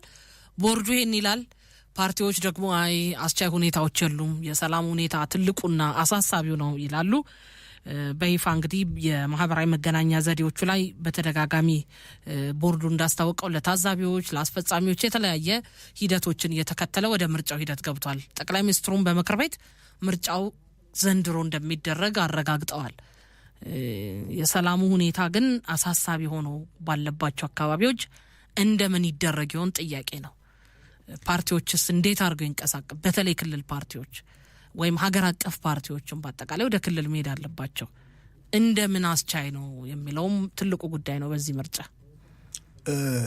እንግዲህ መቼም የሀገሪቱን የሰላም ጉዳይ ከምርጫ ጋርም ባልተያያዘ መልኩ በብዛት አንስተናል። ብዙ ጊዜ በርካታ ሚዲያዎችም ላይ አንቺም ከሌሎች አካላት ጋር ከጋበሻቸው እንግዶች ጋር አብረን ባውስታቸው ከኔ የተሻለ እንትን በጣም ከኔ እጅግ በጣም ሲኒየር ከሆኑ ሰዎችም ጋር አውጥቻል። የሀገሪቱ የሰላም ጉዳይ መቼም የማይረጋጋ ከሆነ አይደለም ምርጫ እንደ ልብም እኮ አገር ማስተዳደር አይቻልም። እውነት እንነጋገር ከተባለ አሁን ባለው የአገሪቱ ተጨባጭ ሁኔታ ብልጽግና መላው አገሪቱን ተቋጥሮ የገዛ እያስተዳደረ ነው የሚለው ነገር አሳሳቢ ነው በጣም። አንድ ሙሉ ክልል እኮ ትግራይን ብትወስጂ አንድ ሙሉ የትግራይ ክልልን እኮ በባለፈው ሀገራዊ ምርጫ አልተሳትፈም፣ ፓርላማም ላይ ተወካይ አልነበራቸውም። ዘንድሮም ያንኑ አይነት ሂደት ነው እንዲያውም በከፋ ሁኔታ እየመጣ ነው ያለው። እንዴት ነው እንደዚህ ሆነን ብቻ የምንቀጥለው? ይሄ መንግስት 547 ወንበሮችን መቋጠር መቻል አለበት። መቀመጫዎችን በመላው ሀገሪቱ ያሉትን 547 የምርጫ ክልሎች ሁሉ በመንግስት መዳፍ እጅ መኖር አለባቸው። ከዛ ውጭ ግን 50+1 የሚለውን 274ቱን ብቻ ካሸነፍኩ አገር አስተዳደራለሁ የሚል ከሆነ ግማሽ አጎፍሮ ግማሽ ተላይቶ ነው የሚሆነው። ለመንግስትም የሚያስኬድ አይደለም። ከዚህ አንጻር ኢትዮጵያ መንግስትን የምትሸከም አገር ናት። የሚመጣውን መንግስት ሁሉ የመሸከም አቅም የመሸከም ጉልበት አለ። ጫንቋም የጎበጠ ቢሆን ነገር ግን አገርን የሚሸከም መንግስት ነው ያጣ ነው። አገርን የሚሸከም መንግስት ያስፈልጋል። ሁሉንም ነገር ፈትሾ አገር ህዝቧ የሚፈልገውን ነገር ለማድረግ እንደው እንትኑ ኖሮት ባያድር እንኳን ኮሚትመንቱ ኖሮት ህዝብን የሚሸከም አገርን የሚሸከም መንግስት ያስፈልገናል። እሱን እኮ አተን የተቸገር ነው። እቺ አገር ግን እስከሚጎብጥ ትከሻዋ የመጡ መንግስታትን ሁሉ ተሸክማ ታሻግራለች። ይሄን ለማድረግ በሚያስችል መልኩ መራጩ ህዝብ ትልቅ እንትን አለበት እና ይሄን ለማድረግ በእውነት ነው አሁን እየታየ ያለው የዚህ ከሰላም ጋር ተያይዞ ያለው ነገር እጅግ በጣም አደገኛ ነው። መንግስት መሸከም አልቻለም። ይሄን ማመን አለበት። ይሄንን የትኛው እጩ ነው አሁን አንቺ ውጊያ ይባላል፣ ግጭት ይባላል። እኔ ጦርነት የሚል ወደ ጦርነት የገባን ነው። ምንም በብንርና በአየር እየተዋጉ ተራ ውጊያ አርገሽ ተራ የሽፍታ ስራ አርገሽ የምትቆጥሪው ነገር አያስፈልግም። ባለፈው ሰሞን የጣሊያኗ ጠቅላይ ሚኒስትር ሜሎኒ ያለችውን ሰምተሻል። የአዲሱ ዓመት መግቢያ ላይ አውሮፓውያን ያሳለፍነው ዓመት ችግሩ የከፋ ነበረ፣ አታስቡ፣ ግድ የለም የሚቀጥለው ከዚህ የከፋ ይሆናል ነው እንጂ አይደለም እንበለጽጋለን ችግሩን እናልፈዋለን አላችም። እንደኛ መንግስት የከፋ ችግር ነው ያለው። ያውም እኮ በጣም ትልቅ ያደገች ሀገር ላይ ያደገችን ሀገር የምትመራ እኮ ጠቅላይ ሚኒስትር ናት። የከፋ ችግር ነው የሚገጥማችሁ ወደፊት። ይሄንን ነው እኮ በግልጽ መናገርና በሽታውን እኮ መናገር ተገቢ ነው የሚለው መንግስት።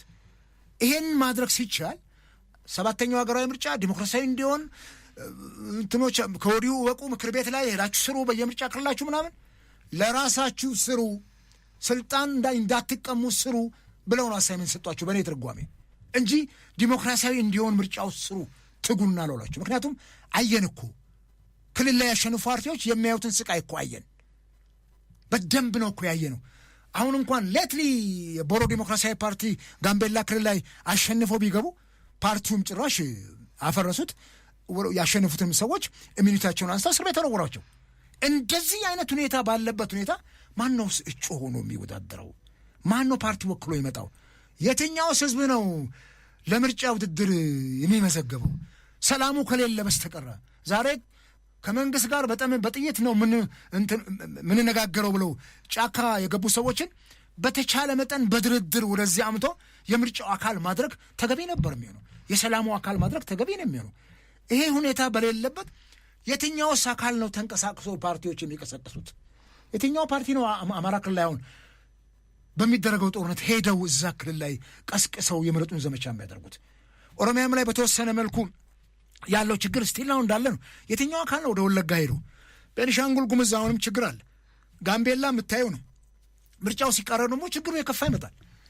እነኚህ እኮ ነፍጥ ያነገቡ ሰዎች እውነት ነው የምንነጋገረው እዚህ ቦታ ላይ እኮ ነፍጥ ያነገቡ ሰዎች መንግስትን ከስልጣኑ በጦር ኃይል ባናምንበትም እኔ የምቀበለው ሀሳብ ባይኖርም እኔ ሰላማዊ ትግል አቀንቃኝ ቢሆንም እነኚህ ሰዎች ግን ኖ እኛን የሚያዋጣን ይሄ ነው ብሎ ጫካ ገብተዋል። ይሄን ያሉ ሰዎች መንግስት ምርጫ ካሄዶ ሌጂቲሜት እንዲሆን ፍላጎት አላቸው ወይ? በጣም አደገኛው ነገር እሱ ነው። የበለጠ የተለየ መስዋዕትነት ከፍለው ሁሉ ምርጫውን ለማጨናገፍ አይጥሩም ወይ? ግን አስቀድመው ከእነኚህ ወገኖች ጋር ተደራድሮ ሁልጊዜ እንደምለው ሰጥቶ በመቀበል መሪ ተደራድሮ ችግሩን ፈቶ መንግስት በወደ ሰፊነት ጉዳዩን ተመልክቶ እነሱም ወደ ጠረጴዛ ዙሪያ እንዲመጡ አድርጎ ይሄን ማድረግ የማይቻል ከሆነ በበኋላ ላይ ፎሮፎር ነው የሚሆነው። አሁን ምርጫው ሲመጣ ደግሞ የበለጠ ምናልባት የኢትዮጵያ ሕዝብ ከ97 በኋላ ምርጫ ተጭበረበረ ብሎ አይወጣም። ምክንያቱም አስቀድሞ የተበላ ዕቁብ እንደሆነ ምርጫው ያውቃል። ግን ምርጫው እነዚህን ነገሮች አለማድረግ መፍትሄ ያመጣል? አቶ አበበ አያመጣም እሱም። ነገር ግን ይሄን ምርጫ ስናስብ 7ኛው ሀገራዊ ምርጫ 5 ዓመቱን ጠብቆ በዚህ ዓመት እንደሚደረግ እኮ ይታወቃል። ዜና አስቀድሞ መንግስት በዚህ ጉዳይ ላይ ማሰብ ነው ያለበት። አስቀድሞ ከጦርነት ነጋሪት በዘለለ ከአንቺም ጋር ባለፉት ጊዜያቶች በነበረን ውይይት አንስቼዋለሁ። በመሳሪያ ኃይል አይደለም፣ በወታደር ጋጋታ አይደለም። በጦርነት ችግር ተፈቶ አያውቅም። ጦርነትም ሰላም አምጥቶ አያውቅም። ጠረጴዛ ነው ሰላም የሚያመጣው።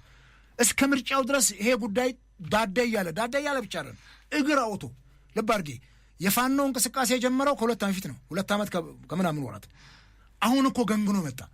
በዛ ምርጫ ወቅት እኮ ይሄ አልነበረም። አማራ ክልል በጣም ሰላማዊ ነው። ተንቀሳቅሰን ምርጫውን ለማስፈጸም ሞክረናል። ብዙ እጩዎችንም በሰዓቱ ዜማ ውስጥ ሆኜ አቅርበናል። ተቀስቅሷልም እንደ ልብ የተወሰነ ኦሮሚያ ላይ ካሉ ችግሮች በስተቀር ናው ኤዴይስ የት ደርሰዋል እነኚህ ሰዎች? ሪሊ አማራ ክልል ላይ ሸፍኖ ክልሉ ላይ ምርጫ ማድረግ ይቻላል? በዚህ 2 ዓመት ውስጥ ችግሩን መፍታት ቢቻል መንግስት በወደ ሰፊነት ጉዳዩን አይቶ ከታጠቁ ኃይሎች ጋራም ጭምር መደራደር ትችሉ ወደ ሰላም ቢመጡ ኖሮ ምርጫውን በአግባቡ ማድረግ ይቻላል። እነሱንም የምርጫ አካል አድርገን ዲሞክራሲን ኤክሰርሳይዝ እያደረገን ሀገር እናሳድጋለን። ፍላጎት አለ። ግን አቶ አበበ በዛ ወገን መንግስት ያው ይላል ምክር ቤት ጭምር ጠቅላይ ሚኒስትሩ ይሄንን ሲናገሩ ነበረ። ሁሌ ለድርድር ምቹ ሁኔታዎችን እንደሚፈልጉ የተሞከሩትንም አይተናል። አሁንም ደግሞ ተመልሰው ወደ ሰላማዊ ትግል እንገባለን ብለው የመጡ አመራሮችንም እያየን ነው።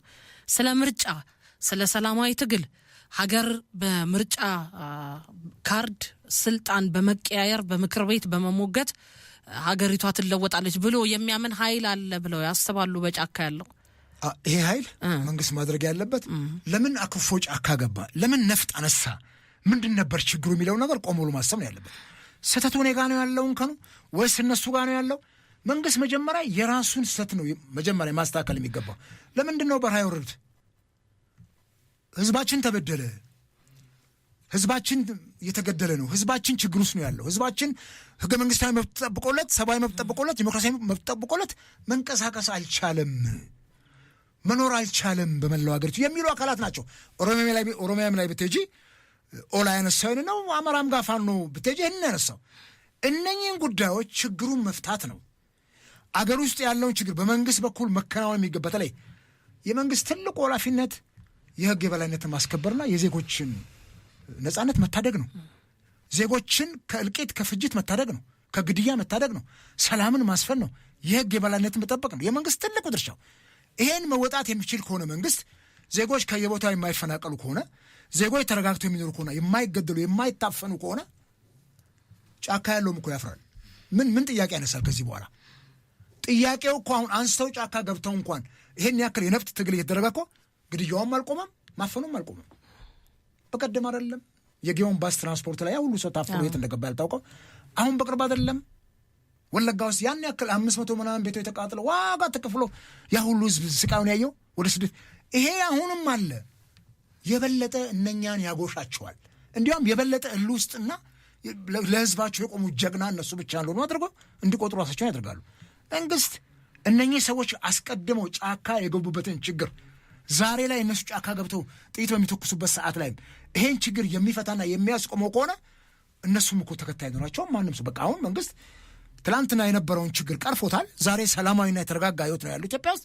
ግን ኑ ተመለሱ ይላቸዋል ህዝቡም እኮ ማትመለሱ ከሆነ እኛ ውስጥ አትደብቁም ብሎ አሳልፎ ሊሰጣቸው ይችላል።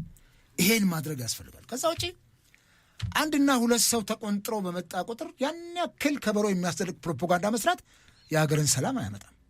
እኔ በዚህ አላምንም። ጫካ የገባው ኃይል አሁንም የገባ ያለው ኃይል እንዲቆም ማድረግ እንዲገባ ማድረግ ትልቁ ነገር። አንድና ሁለት የአንድ ታጣቂ ኃይል አመራርና አባል ሲመጣ ቱዛት ኤክስቴንት እንደ ትልቅ እንትን ድል የምንወስደው ከሆነ ስህተት ነው የሚሆነው።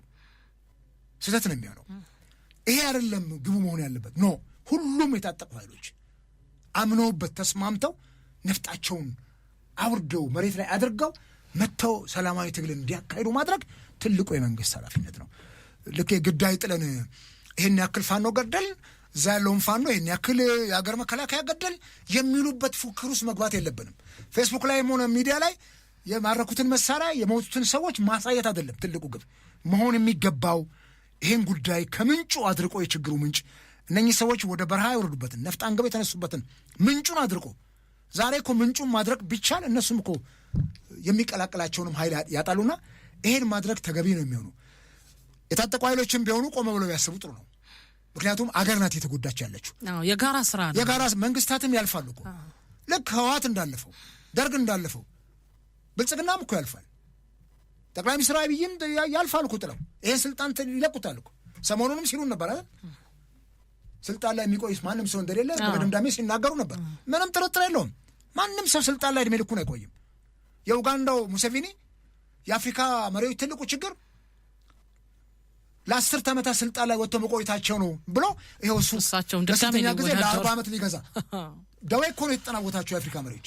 ክፉ ደዌ ምን አለ በምርኩዝ እኮ መምራት ይፈልጋሉ ህዝባቸውን። ይህንን አይነት አጣብቅኝ ውስጥ ካለን መቼ እንደምንላቀቅ ከሰለጠነው ዓለም ጋር መቼ እኩል እንደምንሆን አይታወቅምና እነኚህም በረሃ ያሉ ወንድሞቻችን ያለችን አንድ ሀገር ናትና እነሱም ቢሆኑ ቆም ብለው አስበው መንግስት የሚከፍታቸውን የድርድር ቀዳዳዎች የመርፌም ቀዳዳ ያክል ብትሆን ሾልከው ገብተው ይሄን ማድረግ አለባቸው። ከዛ ውጪ እቺ በማንነት ፖለቲካ በዘውግ ፖለቲካ ላይ ተንጠላጥላ የተሰራች ሀገር ክልሎች በዘውግ ፖለቲካ ላይ ተንጠላጥለው ለአፈርና ለመሬት ለዛፍና ለቅጠል ሳይቀር ዘር የሚሰጡ ልሂቃን ባሉበት አገር ላይ ተቻችሎ ለመኖር ሰው ሸተን ለመኖር የግድ መቻቻልና መደማመጥ ያስፈልገናልና ወደ በረሃም የወረዱ ወገኖች የተገኘውን የድርድር ቀዳዳ ተጠቅመው ጥያቄያቸውን ማቅረብ ነው።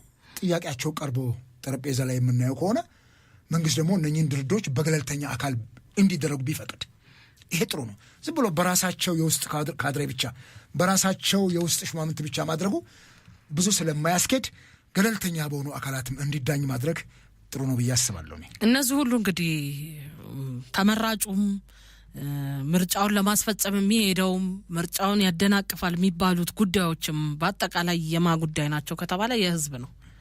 የዚህ ዋነኛው ተዋናይ ህዝብ ነው። በምርጫ ካርዱ መብቱን ይጠቀማል፣ የሚፈልገውን ያነሳል፣ አይሆነኝም አይበጀኝም የሚለውን ይጥላል።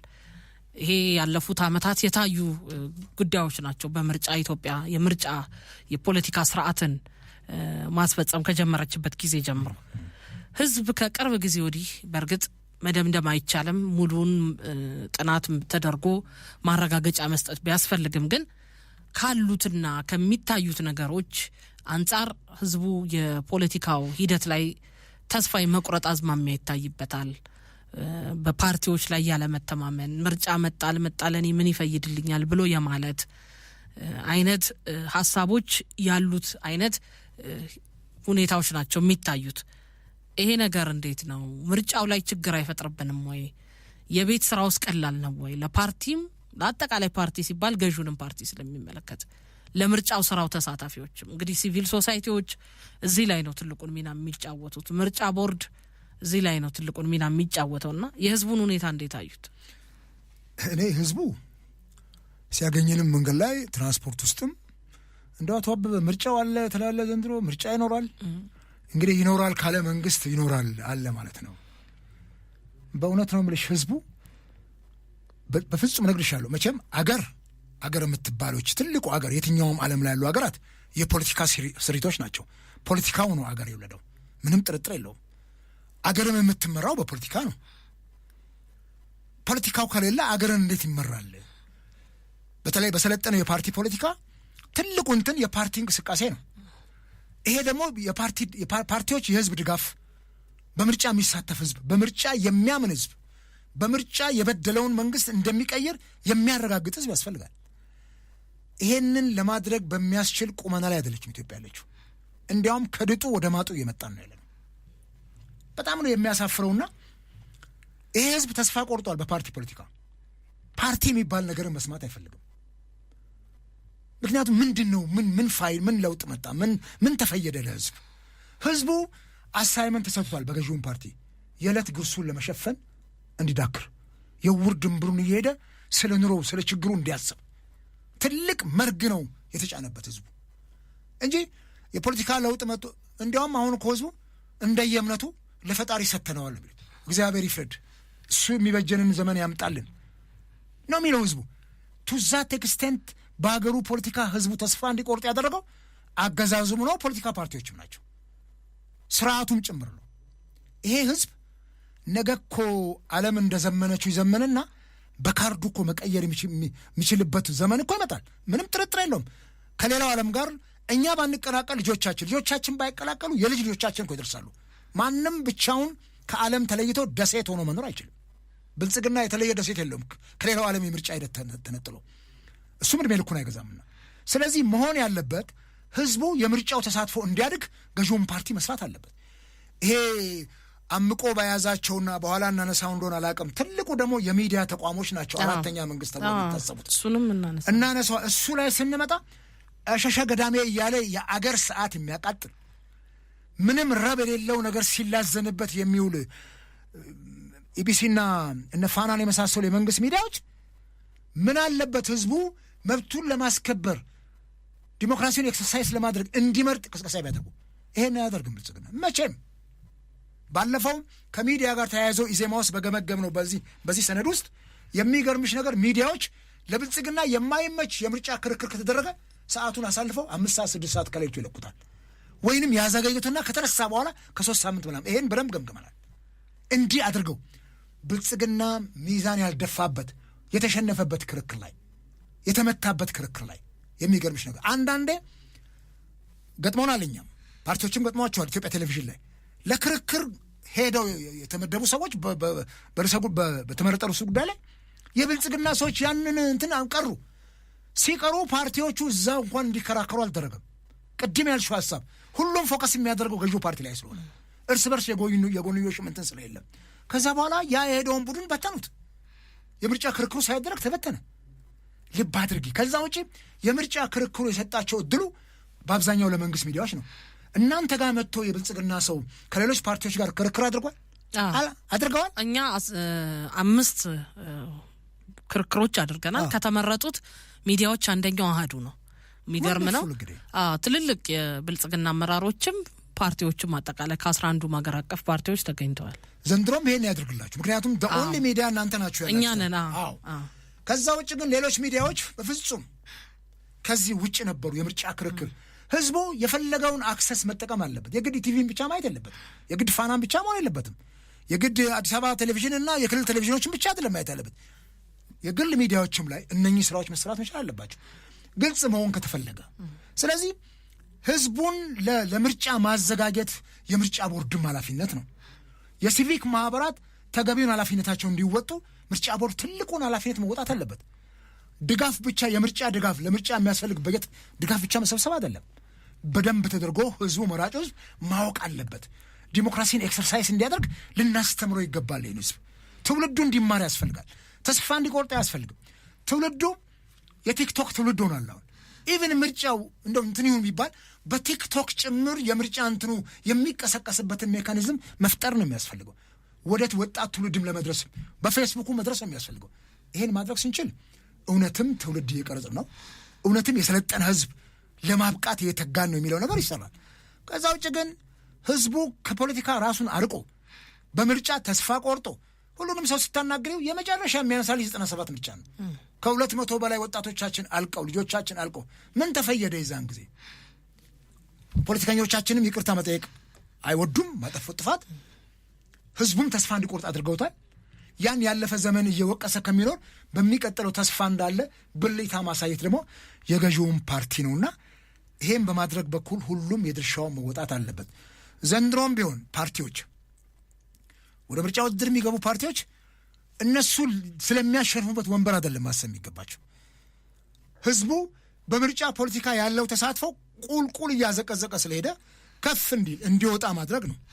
መራጩ ህዝብ ነው ከ18 ዓመት በላይ ሆነና በህግ የመረጥና የመመረጥ መብቱ ያልተገደበ ማንኛውም ኢትዮጵያዊ ዜጋ ኢትዮጵያዊ ዜግነት ያለው እሱ ወጥቶ እንዲመዘገብ ማድረግ ነው።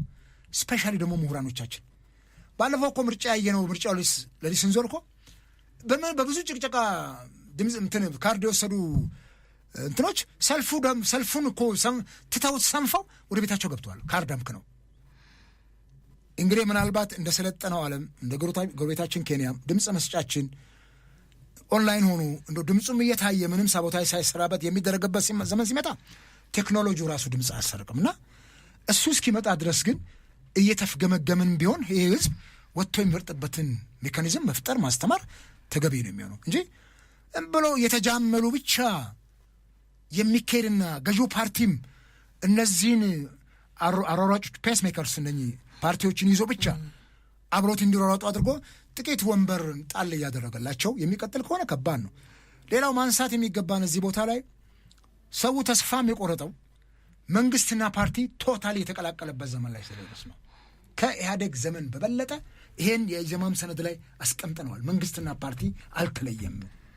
በጣም ነው የሚያሳፍረው። ይሄ ሰሞኑን አይተሽ እንደሆነ አንዳንድ የብልጽግና ሹመቶችን ሚኒስተር በሚል ደረጃ የፓርቲ ሹመት እየሰጡ ነው ያሉት። ሰሞኑን አንዲት እህታችን በብልጽግና ቢሮ ውስጥ የውጭ ግንኙነትና የህዝብ ግንኙነትና የውጭ ግንኙነት እንትን ሚኒስተር ዴታ በሚል አንዳንዶቹ ደግሞ ቀደም ብሎ የተሾሙ በብልጽግና ዋና ጽሕፈት ቤት የዚህ ጉዳይ ኃላፊ ሚኒስትር ተብለው ሚኒስትር የሚባለው እኮ ሹመት ያለው የመንግስት መዋቅር ውስጥ ነው። ፓርቲ ውስጥ እኮ ሚኒስትር የለም። ኃላፊ ሊሆን ይችላል፣ ተወካይ ሊሆን ይችላል፣ ተጠሪ ሊሆን ይችላል። ከዚህ በዘለለ ግን እሱም ከፓርቲው ጋር ብቻ ነው እንጂ ሚኒስትር የሚለው ከሆነ በእኔ እውቀት የመንግስት መዋቅር ውስጥ ያለ ነው። ሚኒስትር የምንለው የአንድ ሚኒስቴር መስሪያ ቤት መሪ ነው። ያ ሚኒስቴር መስሪያ ቤት ደግሞ የመንግስት መዋቅር ነው። በዚህ ደረጃ እኮ የተሳከረ ነገር የበለጠ እያየን ነው። ባለፉት ዘመናት እንዲህ አይነት ሹመትንም አላየንም እና ከነኚህ ነገሮች ተላቀው ግልጽ የሆነ አሰራር እስካልሰፈነ ድረስ እኔ ኢትዮጵያ ውስጥ የሰለጠነ ዲሞክራሲ ይመጣል የሚለው ነገር በጣም ይርቅብኛል። በጣም በእኔ ተራ እውቀት በጣም ነው የሚርቅብኝ። እዛ ከአድማስ ወዲያ ማዶ የተሸጎጠችን ጀንበር እንደመፈለግ ነው የሚሆነው።